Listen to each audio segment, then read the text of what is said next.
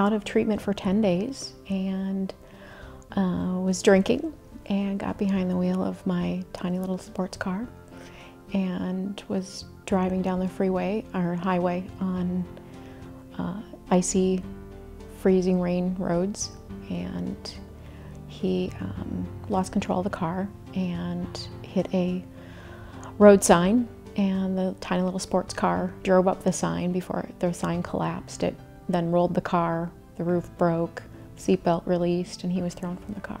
So they had a helicopter touring company up there that was showing people the area. And so on a Saturday morning, on a cloudy morning, they went for a ride, my wife, Marnie, and Andrew, and was supposed to be back in 7 minutes, and they didn't come back. And she and my stepson and the pilot were killed because they hit a power line that was unmarked. So here I was with a 3-year-old and in my 50s as a single dad. It was a mass of cancer. They couldn't tell unless they went in and opened them up. I was not with him when he expired, and my children were. And that, of course, is something that traditionally you must be with the one that's passing, but I was not, and the doctor told me I should go home. And so he said, you know, we've sent police to your house, we've been unable to get a hold of you.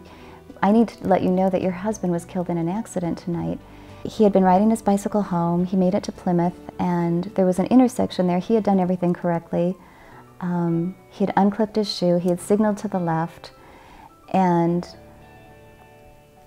an SUV came up over a crest, so he didn't see the SUV coming, and he went to make the left-hand turn, and he swerved back in because he realized there was an SUV there. And what he didn't realize when he turned around to tell the woman that he was, you know, sorry, he was waving to her and saying, motioning that he would go around, was that there was another car immediately behind that one. And so when he went to make that left-hand turn, the car struck him, and he was killed instantly.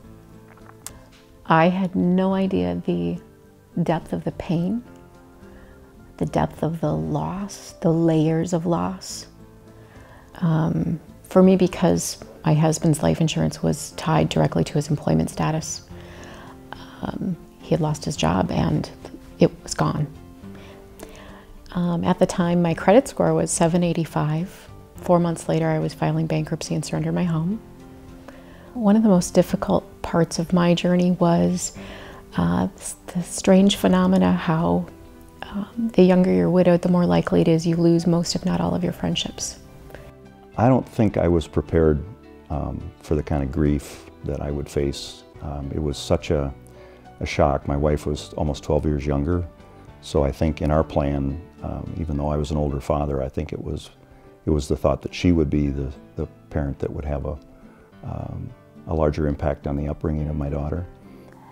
I isolated and was not always pleasant, and so to protect myself from unsolicited advice and the pain of just even being in my home and having all those memories, I moved recently, which has actually helped because I don't have to look at every picture that he hung on the wall.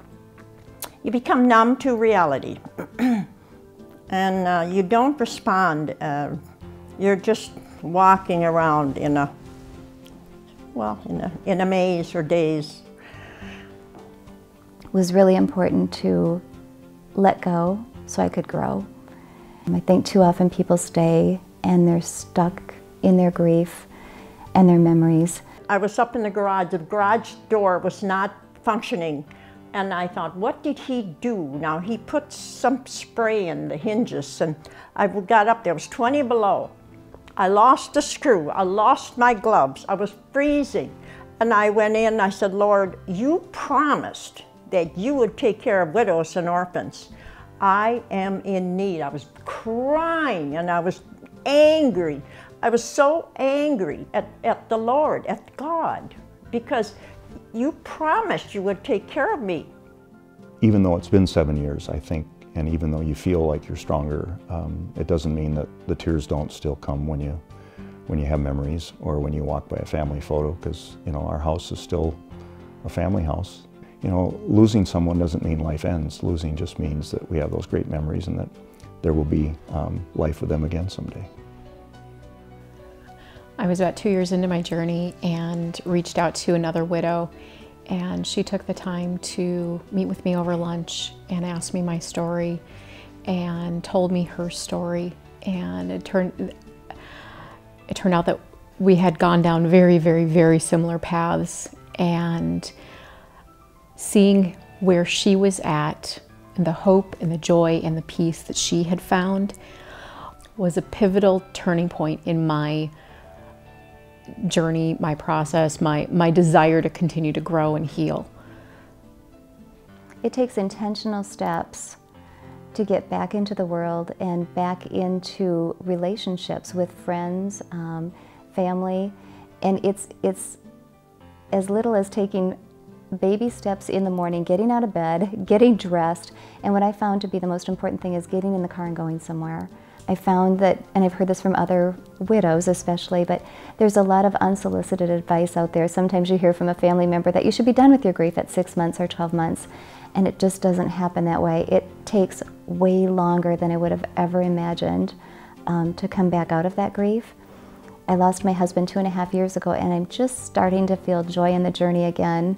So I look at life now and look back and go, I can see the purpose in all this. It doesn't mean that the hurt goes away, but it does mean that I can look back and say, okay, I can see now why this person came into my life, or I can see now why this lesson occurred, or why I'm feeling this way. And that makes me even stronger.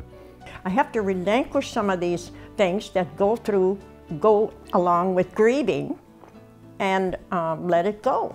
And just say, okay, thank you, I'm here, I'm well. And pick out, just look through the light in the tunnel. Look through and thank Him for the sunshine and for what He has done for you. Found God's grace and accepted the Lord, and without that in my life and without His preparation for me, and I can look back now and see where His plan was all-knowing. Marnie came into my life for the purposes of not only giving me a beautiful daughter, but also leading me to the Lord and to my faith. For me, it took my grounded faith in Christ to give me the hope and the desire to continue to move forward. I knew that I'm still here. That means I'm here for a reason, and I want to make the most of every opportunity I have. So if there's one thing I would pass along, is to hold on. Grab hold of whatever faith you've established in your life. Hold on to it tight, because you're going to need it. And as you walk through this, it gets better. What I learned subsequent to the loss of my spouse is that 800,000 women are widowed annually in the United States. I learned that 75% of friendships and support base will be lost subsequent to the loss of a spouse. And that was one layer of grief I had no idea. Another really interesting statistic that I've learned is that 60% of those that have lost a spouse will experience a serious illness in the 12 months subsequent to the loss of that spouse. Our goal with the Widows Hope organization is to educate others, to educate widows and widowers, to help them in the time of their loss, to understand what's going on, to provide resources for them emotionally, physically, spiritually, and even financially. So what we're trying to do at Widows Hope is bring widows and widowers together to mentor each other. We can also offer the resources that they need to educate them and those around them to make the experience more palatable.